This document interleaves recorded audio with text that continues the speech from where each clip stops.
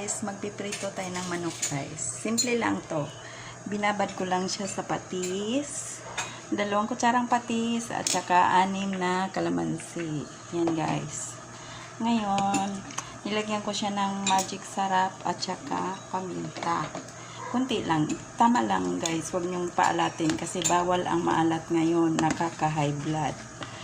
So, binabad ko lang siya ng mga 30 minutes guys. Pero kung gusto niyo namang 1 hour, pwede naman.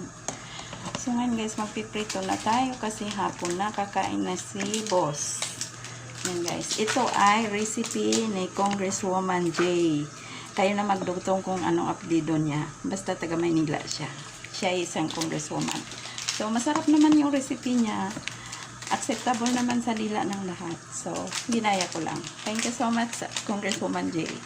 O, ito na guys, magluluto na tayo. Ipiprito mo lang siya guys hanggang maging crispy. So, ito na.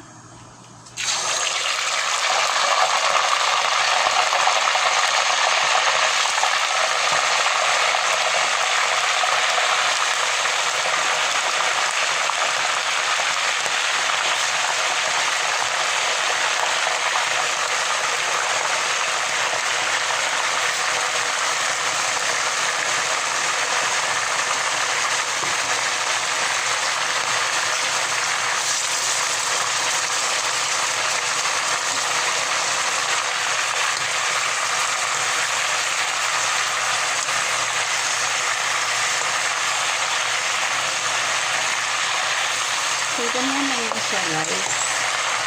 Okay. Magdabit pa rin maging crispy. So, ngayon, para naman bumango siya kasi wala naman siyang ibang spice kundi ang patis at saka yung paminta at saka magic sarap. So, lagyan natin ng spices.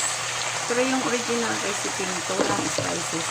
So, ako na lang nag-invento guys. Lagyan ko ng isang kalahati na red onion at saka 6 na bawang. Yan. Hinati ko lang sa gitna. Yan. Hati na yung gitna nito guys. Ayan guys. Hinati ko lang sa gitna. Tapos, antayin na lang natin siyang maging crispy bago mo siya i-serve. So, pag nag-serve nito guys, it's either may sausawan kayo o wala. Pero masarap na to.